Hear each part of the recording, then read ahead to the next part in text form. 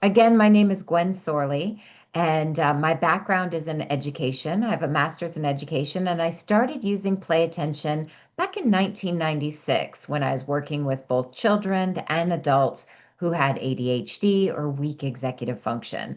So hopefully, my experiences using play attention and customized neurocognitive training plans over the last 30 years will really give you a better understanding of the program and the process and how it will work for you.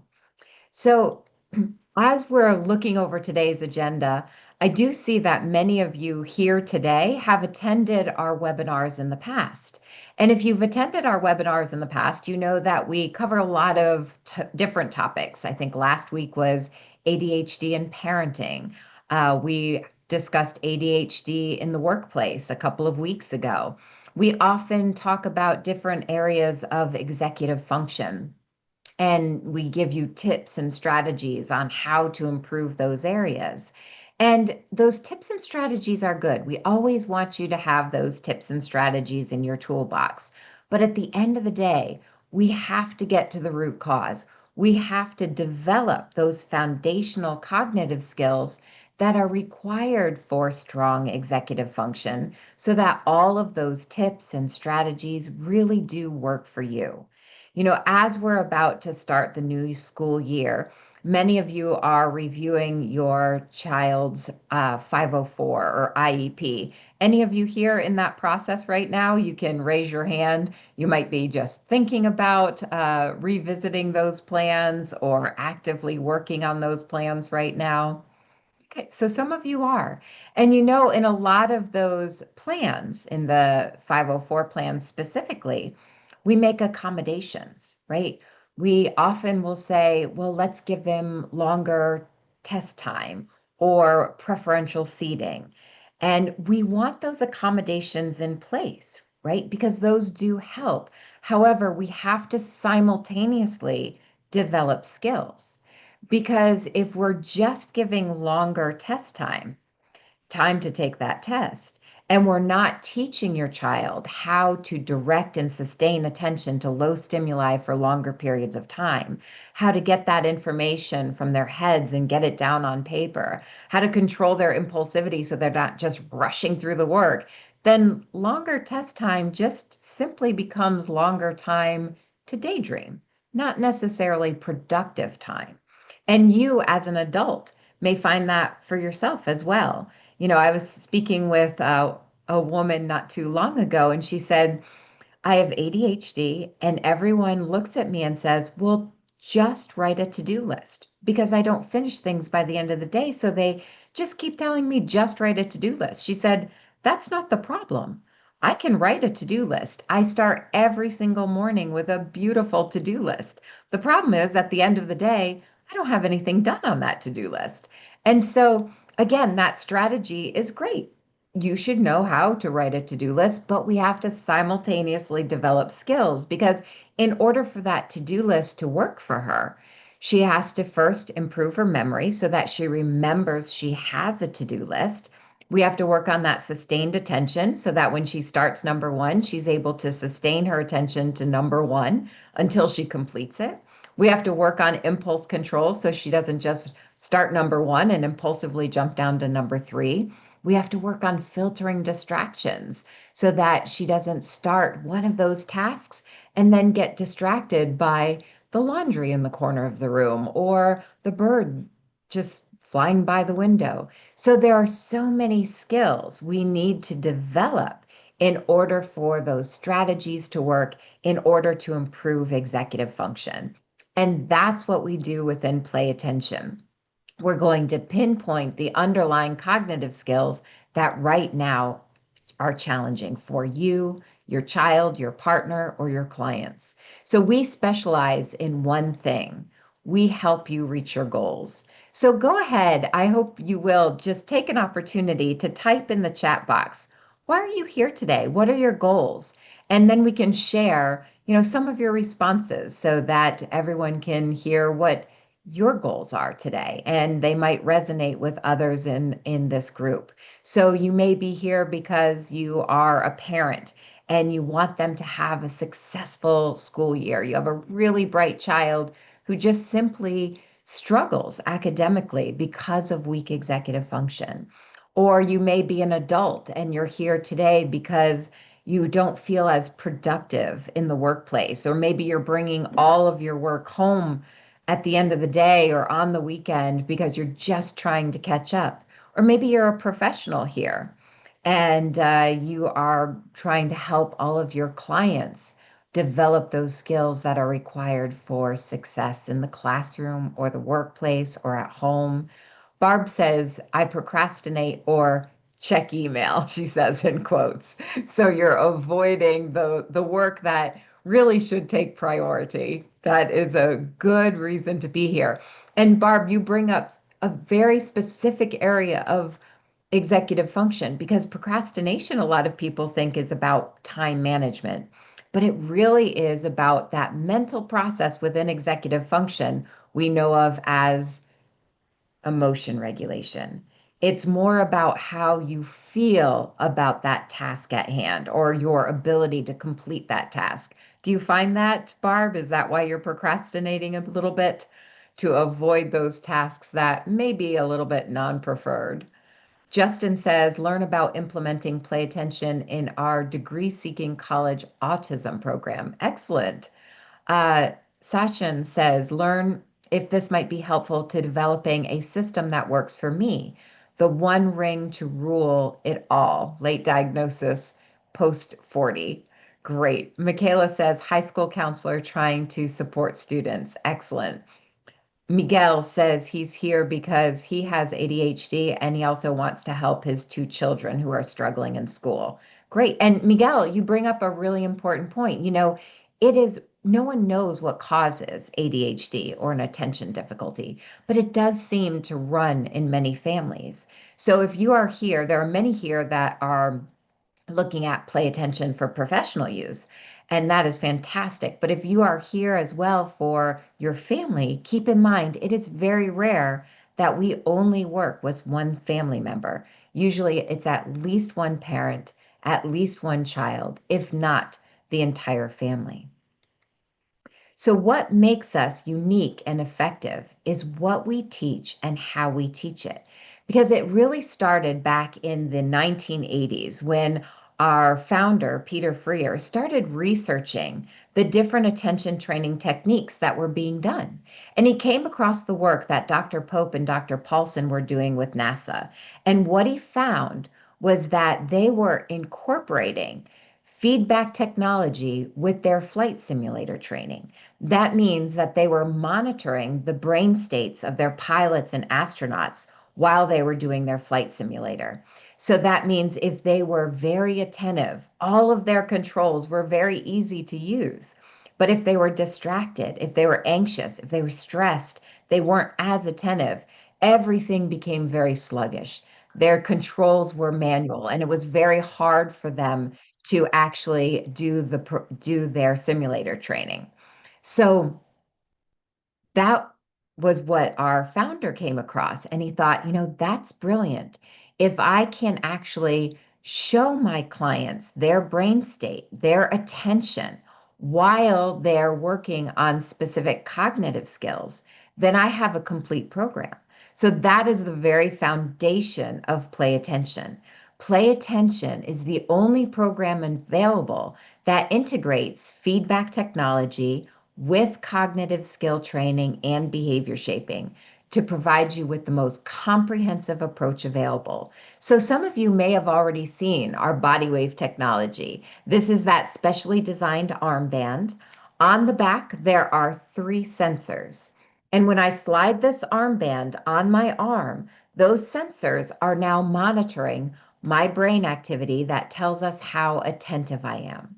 And then that information is given over to the computer where I'm allowed to control all of the cognitive exercises just with my mind, or more specifically, my attention alone. And I receive constant and immediate feedback as to whether or not I truly am focused and paying attention. And that is a really important first step in the learning process. Because for you who are here today, if you look at your child or your partner or your client, your students, you look at them and you say, I need you to pay attention. What do they typically say back to you? Go ahead and type in the chat box. What are you usually hearing when you say, I need you to pay attention? I want to see if you're hearing the same thing I was hearing when I was working with my clients.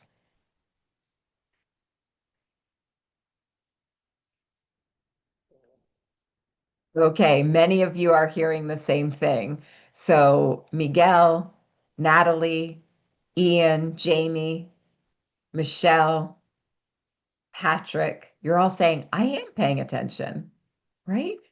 Justin says, I can still hear while doing something else. And we'll talk about that, Justin. But that multitasking that everyone thinks they're really good at, but no one's really good at multitasking. So many of you, though, are saying, I am paying attention. And they really think that they are. They just haven't developed what it takes for them personally to stay very attentive to low stimuli for long periods of time. So, what we're doing through that neurotechnology is we're taking that really abstract concept of attention and we're making it concrete and controllable. So now you actually see your attention, you feel what you're doing, and you're not only practicing attention or working on attention, but all of those other cognitive exercises that again may be challenging, like working memory, impulse control, social skills, but are required for executive function. So that means that all of our cognitive exercises are brain enabled. No matter what you're working on, whether it's attention stamina or task completion or working memory, you have to be paying attention. If you're not paying attention, then the activity will stop or the character will go in the wrong direction, and you have to focus back in order to continue. And the reason we do this is because we know the very first catalyst necessary for brain change is attention. You can have a great counselor, you could have a great teacher or life coach, but if you're having a hard time paying attention to that individual or the process, it's very difficult to get maximum benefit. So that's why we make certain that no matter what you're working on, you are actively engaged. So there are three catalysts, and we keep talking about, improving these cognitive skills and strengthening executive function. So what we're really talking about is sparking brain change. And there are three catalysts required for sparking brain change. Brain change doesn't just occur. There have to be certain catalysts. One is attention. And we've already talked about how play attention incorporates the attention into the program because we're constantly monitoring your attention and allowing you to activate the cognitive exercises with your attention alone. So you are constantly receiving that feedback regarding your attention. You can only work on these cognitive skills if you are truly in your peak attentive state. Just like those pilots and astronauts with NASA could only fly their simulator if they were in their peak attentive state. But then we also know there has to be challenge because although we all love coming into a learning situation and being 100% successful, if you are 100% successful, you might feel good about yourself, but you're not sparking any brain change because you've already mastered everything. So there has to be challenge incorporated into the learning system. So what we have is called the auto adjust algorithm. So that means when you put that body wave armband on, we're only monitoring your best ability to pay attention. And the bar is set there. If you are able to reach or exceed that level of attention, then you're able to activate the exercise. If you're able to maintain that level of attention for a given number of seconds, then we raise the bar just a little bit. Now you have to be that much more attentive in order to be successful. Now, some of you may be thinking, but I don't want my child or my clients to be frustrated because they're already frustrated in the classroom or in the workplace. And so we know the opposite is true too. So if you are getting a little fatigued and you're not able to reach that same level of attention, then we bring you back down to your last successful level and then we gradually build you up again. So again, we incorporate attention, challenge, and then also deliberate practice. And deliberate practice means that you're not going to be able to just come into your play attention session and go through the motions. There has to be goal setting. So we have Sheer Genius, our artificial intelligence, that's constantly monitoring your progress and setting mini goals based on your performance. So when, let's say, Justin logs in and let's say he's going to be working on time on task, Sheer Genius will say, yesterday you completed this with 70% attention. Today, let's try 72%. And if you do that, you earn a point, and the point goes into your reward system. So again, we have incorporated the three catalysts required for brain change: attention, challenge, and deliberate practice. Now, as I mentioned earlier, we've been doing this integration of feedback technology with cognitive skill training and behavior shaping for about 30 years. But Tufts University School of Medicine wanted to know, is that integration important? Or can we simply give you a series of cognitive exercises, or what you hear a lot about as brain games or brain training apps, and get the same results? So they had three different groups of individuals, all identified as ADHD. The first group received play attention, so they had full integration. The second received just cognitive exercises, so brain games on the computer, no feedback technology, and no behavior shaping. And the third was their control, so they received no intervention at all. And at the end of the study, the play attention individuals were the only group that showed global improvements. And that's really important because global improvements means that they transferred and generalized the skills learned, not that they just got better in play attention, because that's great, but we want to make certain you're going to apply the skills you're learning. So they made global improvements in all areas, including academic, social, behavioral, and executive function. They were also the only individuals that if they started the study and were on medication, because some of them were on, some of them were not, but if they were on medication and in the play attention group, those individuals had an average decrease in their medication, where the other two groups had an average increase. And that goes back to skill building. If we can help you develop the skills that you lack, there may be less of a necessity to mask symptoms. So, really good studies. If you want more information on that, just type in Tufts, and I'll include the links that you can review after the webinar. Now, I do want to share with you because we've been talking a lot about how we receive the feedback technology and how the feedback that you're going to be receiving utilizing that body wave armband. So I do want to share with you play attention in action. But before we do that, I need to make certain we're all on the same page. So what does, and I'm going to put the poll up on the screen, I think, so that you can see my poll. All right, so you should be able to see the poll up on the screen right now. If you can't, you can just simply type in your response. What does this body wave armband monitor? Is it A, eye movement, B, breathing, C, brain activity, or D, FM radio? What does that body wave armband monitor? Is it A, eye movement, B, breathing, C, brain activity, or D, FM radio? All right, I'm going to stop in 3, 2, 1, and I'm going to end the poll here. Okay, so let's go over this again because there was 79% of you answered correctly. That body wave armband is monitoring brain activity indicative of how attentive you are.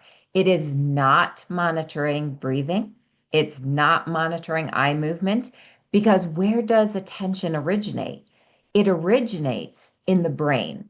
So if we're going to give you real-time feedback regarding your attention, we have to be able to monitor that brain activity and show it to you in real time. That's what the neurotechnology is doing. So your breathing can help you get into that focus state, right? A lot of times you may even be doing deep breathing exercises to help yourself refocus, but attention originates in the brain. So that's what we're monitoring, okay? Keep that in mind as we go ahead, and I'm going to switch my sharing here so that you can actually see the play attention system in action. All right. So right now keep in mind, I've switched my sharing. So now I cannot see your questions or your comments as they come through. Please do keep them coming because I am going to, discuss those with you. But know that it will have to be after I do the demonstration. Okay. So remember, I have that body wave armband on, and here's all of the different cognitive exercises that we can incorporate into your plan. Now, keep in mind, you will not need all of these. That's where the customization comes in. So, you are all, whether you're a home client or a professional client, you're assigned a personal focus coach. That's one of our coaches here on staff to assist you every step of the way. And the very first thing we do is assess your particular needs so that we can set up your profile where we pinpoint the different cognitive exercises that are most important for your program. And so now remember, though, no matter what you're working on, they are activated with your mind alone, with your attention alone. So I'm going to share with you this first exercise here called attention stamina. And this is your ability to direct and sustain your attention to low stimuli at will, much like being able to pay attention to the teacher in the classroom or your colleagues in the workplace. Now, I can choose from different characters, but one is this dolphin. When I click play, the very first thing you're going to see is a transition screen. So in a moment, you're going to see your game is loading, and that is simply just helping me transition from our conversation into the actual exercise itself. Okay, once we get past the game is loading screen, and that's a little loud. So I'm going to turn my volume down just a tad so that you can still hear me. So you see my character is at the top of the screen and my attention meter is white because I'm not paying attention. I'm distracted. I'm talking to you. So now I'm going to stop our conversation. I'm going to pay attention to my task. Once I'm paying attention, I'm actively engaged. I'm going to be able to swim him all the way down to the bottom of the ocean just with my attention alone. Okay, I'm going to stop, focus in.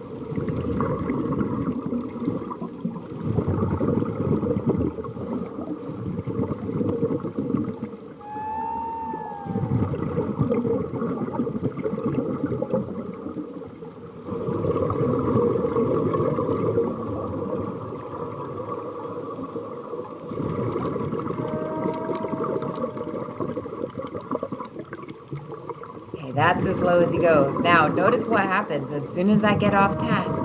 Immediately he starts to float up because I'm no longer as attentive. And distraction can be a variety of things. It could be daydreaming, it could be anxiety, it could be someone walking into the room and I can't filter that noise. Whatever it may be, immediately I get that feedback. Now I know I have to control that behavior, control that daydreaming, focus in.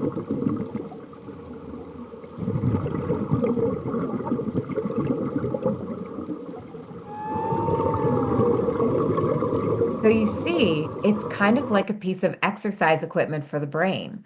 We're working areas that right now are challenging for you.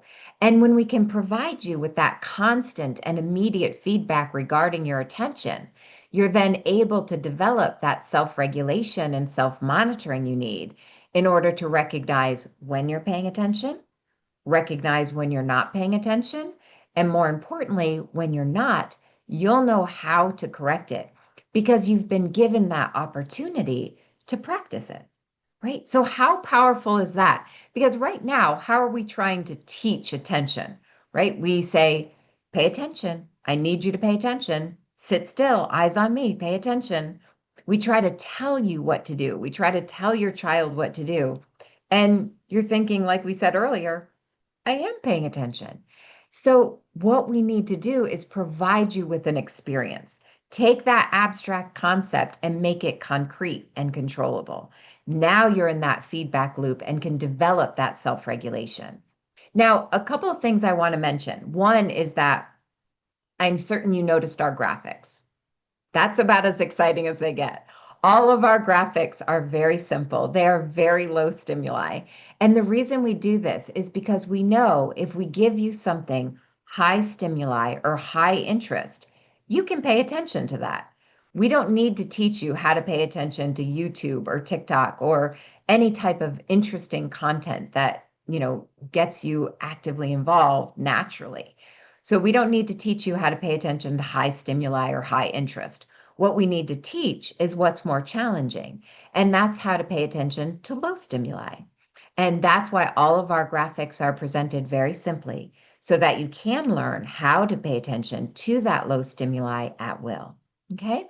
Now, you notice here my data is all stored for me. So it tells me that I worked on that exercise for a minute and 38 seconds.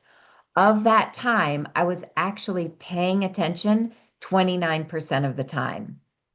And my recovery speed, which is from the time I lost my attention to the time I regained it, was right around 24 seconds. So now sheer genius, that artificial intelligence, is not only going to use this data to document your progress, but to then set that deliberate practice model we talked about, right? Those little mini goals. So the next time I log in, sheer genius is going to say, okay, yesterday you completed this with 29%. Today, let's try 31%. And if you do that, you earn a point. The point goes into your reward system. So we're documenting progress, setting those mini goals, and then we're also tracking advancement. So there are certain benchmarks you're going to have to reach before moving up to bronze and then silver and gold. And when we move you up, we're going to tie in more processes required for executive function, such as processing speed, impulse control, distractors, and mental flexibility. So it gets a little bit more complex. There are times you're going to have to respond using the mouse or the keyboard to certain stimuli, but you're still driving everything with your attention. Okay. So now I'm going to stop my sharing here and I'm going to go back to our presentation. So great. So now you saw that feedback technology and how empowering it is, and how we can work on all of these underlying cognitive skills. And you noticed that when I was getting that feedback, one thing that I wanted to mention is that, especially when I'm working with clients who are teenagers or young adults, you're really shifting that self-image because a lot of times they feel like everything's outside of my control. I can't do that. It's outside of my control because of past experiences. And you may sometimes have those thoughts yourself. But now, within the first couple of minutes, instead of being told you can't pay attention, you never pay attention, you are actually rewarded for paying attention. And we're gradually building you up over time. So it's really empowering. And Michelle asks about a 14-year-old, going through this process. And that's one of the really critical components, Michelle, is empowering that teenager who may feel that this is outside of their control and showing them that they can control these areas. Now, there's also the fact that you have that reward system to positively reinforce as you go along as well. And we'll talk a little bit more about that rewards program as well. So here are some of the different cognitive skills that we can address within the program. But what you want to keep in mind is that the end goal is to strengthen executive function. Now, I know that many of you here today have attended lots of webinars and you know a lot about executive function. But for those of you who are not as familiar, I'm just going to give you a brief description or a brief summary of what executive function is. You can think of executive function as kind of like the CEO of your brain. It's what allows you to control your attention, your behaviors, your emotions. It allows you to plan and prioritize, organize, avoid procrastination, and remain on task. So it is a set of mental processes that are housed in the frontal lobes. And these mental processes we use every single day in order to get things done. However, these processes tend to be weakest for individuals with ADHD or attention difficulties.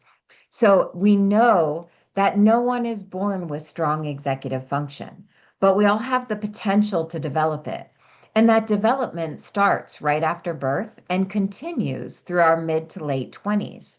Unfortunately, and many of you may have experienced this, we expect everyone to have strong executive function by the time they hit middle school. So, right around the age of 11 or 12, we expect everyone to be independent and organized and be able to prioritize. And that development doesn't always naturally happen. There are a lot of factors that can inhibit that development. One of which is ADHD, but it can be ADHD, it can be autism, it could be post-traumatic stress, it could be traumatic brain injury, it could be aging process. So a lot of times it's a combination of factors. So what we need to keep in mind is what we know through neuroplasticity, that the brain is moldable, it's shapeable. And if we provide you with the right tools and the right challenge, you can create these new neural pathways despite your current wiring. We know age is not a factor. We used to think that, after the ripe old age of 9, the brain didn't change very much at all. It was pretty much hardwired at that point. But we now know through neuroplasticity that that is not true, that age is not a factor, that labels like ADHD are not a factor. If we provide you with the right challenge and the right feedback, you can create these new neural pathways despite your current wiring. So let's review some of the underlying skills that we can address within your program. These first 6 core cognitive exercises come standard with the program, and they're considered to be the foundations of executive function. Attention stamina, which I just showed to you, is the ability to direct and sustain your attention to low stimuli. Visual tracking. This is a great one if the teacher's ever said, he does great when I stand right next to him. But as soon as I walk away, he's out the window and out the door, and then he has that diffused attention. So we work on staying focused and visually tracking. I also like this one for driving, being able to stay focused and visually tracking while you're driving and simultaneously having that fast response time. Task completion, this is one most of us need, right? Task completion is the ability to start one task right away, keep your attention just on that task until completion, closed-end tasking. We also work on short-term memory, the ability to remember dates, names, facts, filtering distractions. We hear so much about attention deficit, and that's really a misnomer, isn't it? There's no one with a complete deficit of attention. Usually, you have great attention. The problem is you're paying attention to bits and pieces of everything. So you might be able to tell me right now a little bit about what I've been saying, but you also know what the bird's doing outside. You know what the TV is and what's on the TV in the back of the room. You know what is on your social media feed right now because you're paying attention to bits and pieces of everything. So we're going to work on staying focused and filtering all of that unnecessary stimuli. Then we also have the academic bridge where we're actually going to have you do real work while connected to the body wave armband.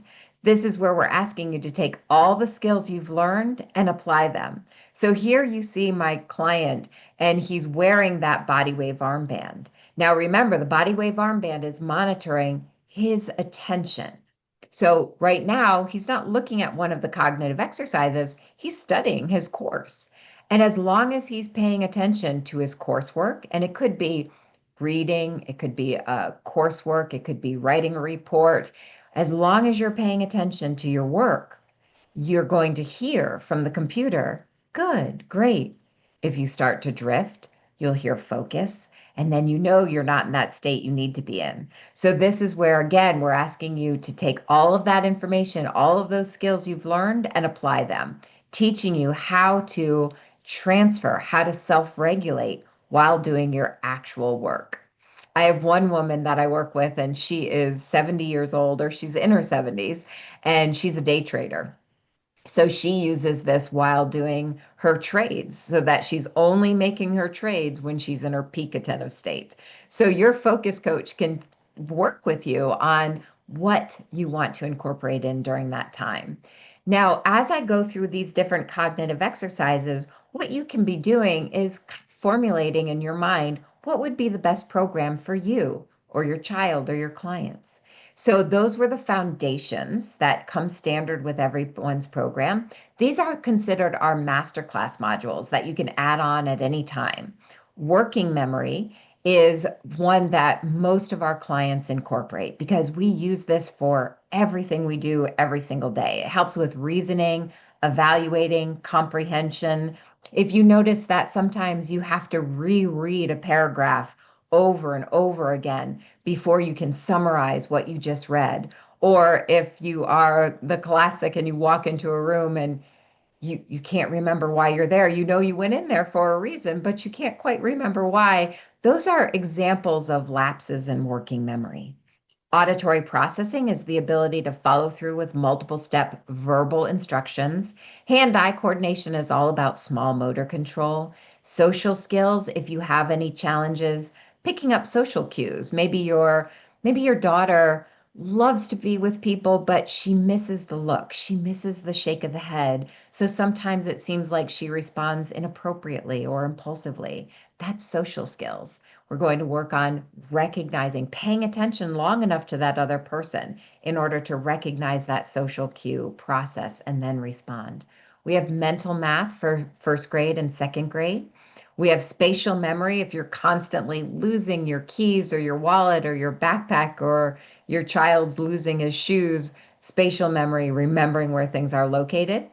We have motor skills. If you have more bumps, bruises, accidents than your peers, it helps with mind-body coordination. And finally, mindfulness, which is one of my favorite applications. And we actually have supplemental mindfulness apps that I love because we hear so much about how mindfulness helps with the symptoms of ADHD and anxiety, which is true. However, we can't look at someone with ADHD or anxiety and say, now I want you to practice mindfulness, because mindfulness is hard. It's hard for all of us, but especially if you have that running mind. So, what we do is we give you a visual representation of what it means to be in the present moment. Because the hallmark of mindfulness is distractions are going to happen. Just recognize them and let them go. Well, that's easier said than done, right? I've had a lot of my clients who have said, mindfulness doesn't work for me. I've tried it for 10 minutes, and at the end of 10 minutes, I had just written the grocery list in my mind. I wasn't really in the present moment. So that's an example of not being in the present moment, not self-regulating. So in this particular mindfulness app, you'll see a lotus flower in the middle of the screen. Once you have your mind in the present moment, you're able to start opening the petal on the flower. If you start thinking, when's my next appointment? Who do I have to call? What do I have to pick up at the store? That petal will start to close because you're no longer in the present moment and you have to bring yourself back in order to continue. Barb says, I call it squirrel brain. So very good. Yes, that running mind, right? So I recommend that application for anyone who has that, as Barb calls it, squirrel brain, or that internal dialogue that's derailing you. If you have lots of anxiety or rejection sensitive dysphoria, emotion dysregulation, this is a really important application. Now, if you just went through and you heard all of the different cognitive exercises that we address, you may have already formulated in your mind what you would like your program to look like. But if you have more questions and you're not quite certain what your program would look like, or your child's program, or your partner, we do have an online ADHD test, it says online. And if you would like to take that assessment, some of you may have already done that process. If you've already taken that ADHD test that's on our website, you noticed at the end you receive a full report. And it basically breaks down, based on your feedback, what your customized plan would look like. If you have not done that as of yet, go ahead and type in test if you want to just do that simple questionnaire, and we'll make certain that we get you that link so you can see what would your customized plan look like. And you can fill one out for your clients or every single family member just to see what that would look like. Now, Michaela says, is that the test that that costs $50. So that particular questionnaire is free. It's online. It's on our website. The one you're referring to is the focus assessment, which is the next one in that line. Focus is, as you said, Michaela, that one is $50. It is a norm reference test of attentional control, and it is optional. It's not required, but it is an option. Considered a CPT, so it's a continuous performance test. It takes 20 minutes, and at the end of the 20 minutes, we receive a full report that tells us how you performed compared to the performance of your peers. So it's a low stimuli task. You have to respond to certain stimuli. And we look at four different constructs of attention. We look at consistency, performance, impulse control, and your ability to deal with distractors, both auditory and visual. So I really like that assessment. It gives us a lot of information. If you would like more information on the focus assessment, you can just type in focus and we'll reach out to you with more information. Again, it takes 20 minutes, but then we need a 30-minute block of time for a feedback session to review the results. If you're looking for a more comprehensive pre-assessment, focus is great, and I often like to combine that with the brief assessment, which we also have available. That's more subjective because it's based on experience and observation. So it's more of a questionnaire. And at the end, it gives us a view of your executive function on a day-to-day basis.